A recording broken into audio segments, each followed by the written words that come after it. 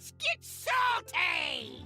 Everyone, Zeddy here again today with a brand new video, and we're a couple days removed from the launch of the lost city of Aggro. And as always, after 48 hours, we do our tech recommendations, and we got decks. There's decks to talk about, but overall, if you're looking for more fun and flavorful and newer decks, it's pretty rough out there. And I will say, I would not get too attached to this meta if you somehow can, because I would imagine we do get a pretty significant balance patch in the next week, or hopefully within a week, because yeah, we need major nerfs, likely major buffs. We'll talk about that more tomorrow when we do our meta review, but I want to give you guys some decks to try and climb with, whether it's getting to silver, gold, platinum, or diamond, or legend. And of course, we'll cover standard and wild. And if you enjoy the content on the channel, feel like I've earned your subscription, please hit that sub button down below. Give the video a like, as you'll want to stay tuned for, yeah, when we get that inevitable balance patch that will likely nerf, Paladin and Loh and a lot of other things, and maybe buff some stuff. Anyways, yeah, starting at the top, you will be surprised. The best decks currently in standard aren't actually Paladin or Druid, although they're very close. It's mostly the decks that counter those decks, because they're so popular. And what is that? A lot of aggro. Starting off with the Frost Menagerie Death Knight, you're gonna see a lot of this card. This might be the best card of Aggro, which is not an Aggro card. The Menagerie Jug. It is pretty good at giving +9/+9 if you got 3 different tribes on the board. There are a couple new cards in here, like Blob of Tar, pretty solid card, and I think that's it. Actually, I think it's just the one card, right? We have Blob of Tar. That's all you got, but this deck has one of the best win rates at Legend, Diamond through Legend, if not the best out there, because yeah, it's good against Murloc Paladin. You get ahead of them on the board, burn them out with Corpsicle, and against Druid, you just get a lot of stats, and Blob of Tar can even mess up their ceaseless turn. So it has a lot of burst, and that's basically what you're looking for. Not really too fun of a new deck, but that's kind of the state of this expansion. But we do have some newer stuff to recommend. There are things out there. The next is also another Death Knight deck, very similar, Rainbow Menagerie. We actually have more new cards in this one with a reanimated Pterodax, basically the free minion you could just throw out there. Also, you know, man, if you have the Corpses, Lifesteal Rush, pretty solid card. And we've got Dread Raptor, which can tutor some death rattles, whether it's the new Reluctant Wrangler, Chillfallen Baron, Harbinger of Winter. There's some pretty good cards to hit, but again, very tokeny, very aggro, similar build to what we saw earlier. Again, the burn, really important to kill either Druid or, the Paladins out there with Corpsicle. And again, relatively cheap deck. You just need the epic of what, Pterodax and Zeth. And I think, again, a lot of these decks are cheap. Blizzard's not gonna be thrilled about how cheap the decks are and how not new they are.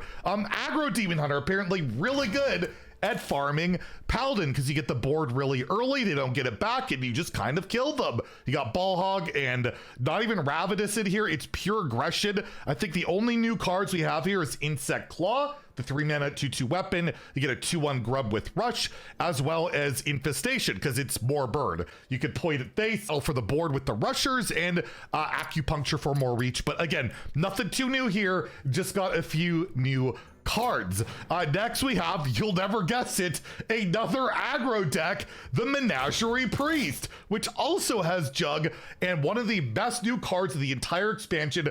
Will definitely be on our crafting guide this weekend. Yes, we will do a crafting guide. We might need to update it later. Resuscitate, where you get to resurrect a 1, 2, and 3 cost minion, give them reborn. It doesn't even really matter that much what you hit. It's just a really sticky, annoying board. And the best card of all in this, oh my god, the Nightmare Fuel. I can't look at that. It's Arca IOS, the 3-mana 1/6 legendary. Whenever another friendly minion's attacks, sets its health equal to this minion's health. You have a couple early minions and you just play this, they can't kill the board. Like, it's just a broken card. I figured that when I reviewed it. I'm just like, isn't this just kind of insane in aggro? And yeah, it can be, and it can even add an orbital halo onto it to make it even harder to kill and get more health buffs on your minion. And again, it's like Murloc Paladin, they don't have a way to get the board back, and against Druid, unless they have the early ceaseless, they're going to die to your minions. Blob of Tar in there as well, but overall, not a ton of new cards as well. We have a very repeated pattern. Hey look, another aggro deck is one of the top decks, Protoss Priest. A bit more late game. You could do the mothership thing, right? Where you discount with your photon cannons, your sentries, and the death rattle. Umbra can proc to motherships as well as the discount. So a ton of value in the late game,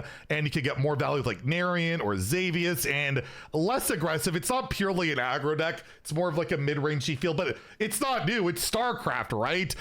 There's not much new other than, yeah, Resuscitate, which again can bring like Sentry back, which is pretty good. Your Void Ray back with Reborn's pretty good. So yeah, Resuscitate really resuscitating some StarCraft decks. Yippee, right? Yippee. So yeah, those are kind of the best counters to what's the most popular out there. And as a result, if you look at the stats, they're the best trending decks over the two most popular decks, which are good, which you can climb with if you really want to. Quest Paladin, of course, just play Murlocs. That's literally all the deck is. It's like the most smooth-brained quest ever, where you just summon 5 Murlocs. You don't even have to worry about playing a reward or anything. You just get the stats on the minions you summon, and it's very vulnerable right now. People are targeting it very heavily, but if you're facing a slower, less refined deck, you pretty much smash them because your stats get out of control. It's got Grunty, a 4-star card, and yeah, Tyrannogill, you get that out there. It can be really difficult for decks to deal with the death rattle, and then the minions spawn out.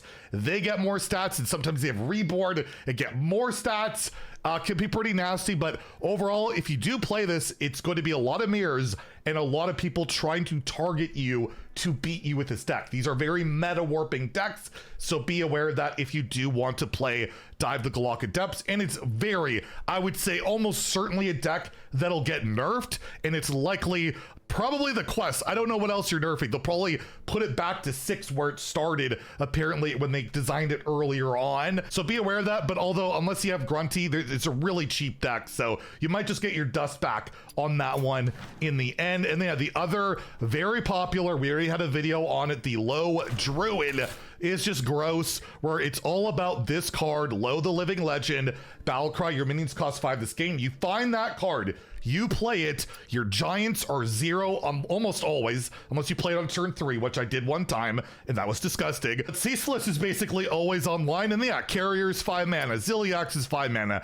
Byrak is 5 mana. It's absurd, it's gross, but it is vulnerable to hyper aggression, and some control decks can actually remove the stuff and get there, so be aware of that. But yeah, this was a very easy legend for me, at least on day 1. It's fallen off a tiny bit, but yeah, it's pretty crazy. And I imagine Loh the Living Legend is pretty safe target nerf as well. And it's the legendary, so if you want to craft it, there's probably a good chance you're gonna get your dust back on it. I'm not promising it, just be aware, it's a pretty good shot you'll get dust back on that card.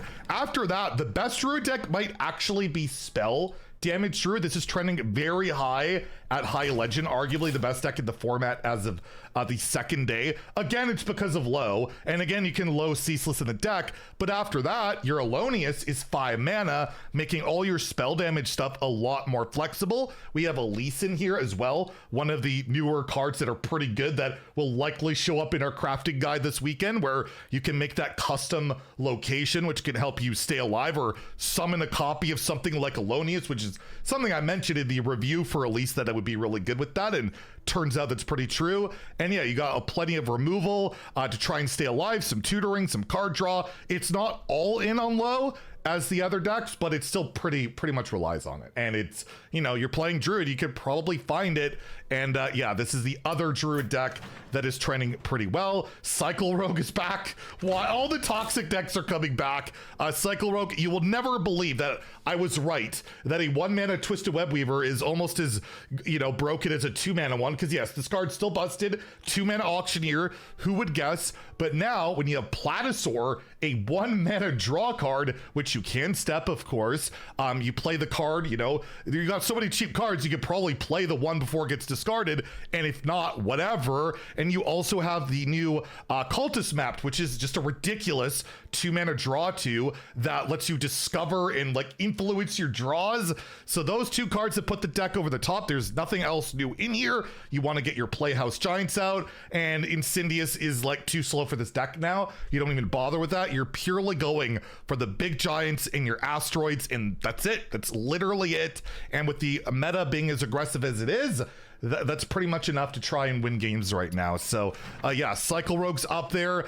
As for control-ish style decks, you have noticed everything is hyper aggressive or super scammy. We have two that are hovering around a 50% win rate at Legend, just two. And yes, one is Quest Warrior. This build here is kind of playable. Actually went 12-1 in the arena with Quest Warrior just today, and that was sweet. Way more playable there, where it's very much a hydration station warrior. So you have the taunts, you can cheat out Totola with your chemical spill, hostile invader to clear. You have Elise in there to get that custom location that can help you stay alive or copy up taunts. That's pretty good. You have armor gain and almost no new cards other than the quest in the removal package.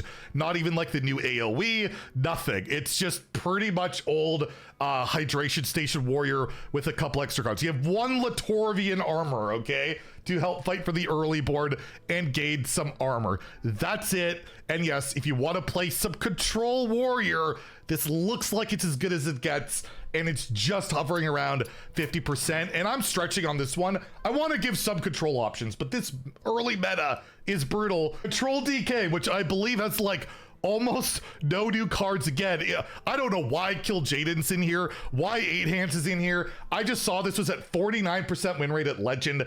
I would not recommend crafting any of this. I don't know how anyone's climbing with this, but apparently it is just below 50% with the new cards here of Elise the Navigator, Blob of Tar, Reluctant Wrangler, and then just, yeah, pure removal. It's not starships. It's, oh, and Reanimated Pterodax is in there as well. It's pure removal, healing, I guess some anti-fatigue against your opponent, and Kill Jaden, right? It's just try to stay alive and win if you have to, the inevitability of these late game cards. But again, it's not even at a positive win rate. Control is in that roughest spot, and almost every quest is unplayable right now. The only ones that are close besides Paladin is Warrior, and I would argue Mage and Druid are hovering around, but Mage I can't recommend, and Druid has better stuff to do, and the Druid quest is still like 40%. Like, it's not great. So yeah, pretty rough in standard. We'll talk a lot more about this tomorrow. I have a pretty, you know, not a very positive video ready for tomorrow, but we got to talk about this stuff, right? It's just the way it is.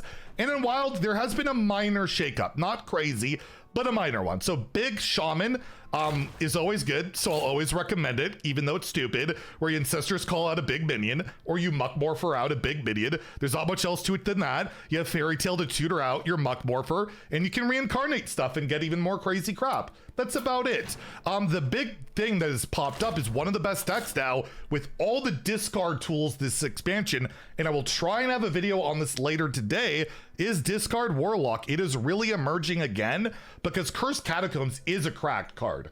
It is. Warlock doesn't have enough going for it in standard, but 0 mana, discover like a Walking Dead, a Golem, a Barrage.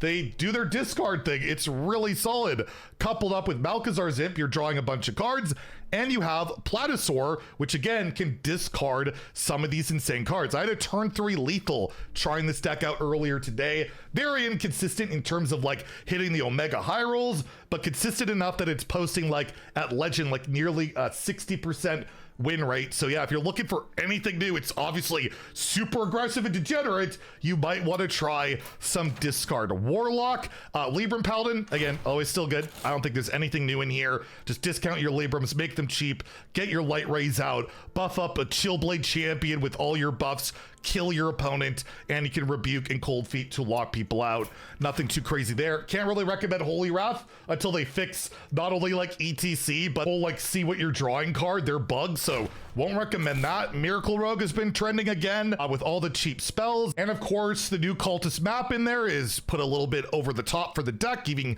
even more specific tutor draw. So there's one new card to try out again in Wild. There's a little bit, and Pirate Demon Hunter because it goes face, right? You smork. There's no new cards in here, but pretty aggressive, although this is hovering only around 50%. The meta's gotten a lot more hostile because a lot of people are playing Discard Warlock, and it just gets the board faster, and this can't really recover. cover. But yeah, if you're looking for pirates, it's like this or priest, but not nearly as top as it was. So there you go, deck recommendations. This meta sucks. It's really not good unless you really like aggro decks and you don't want to play new cards.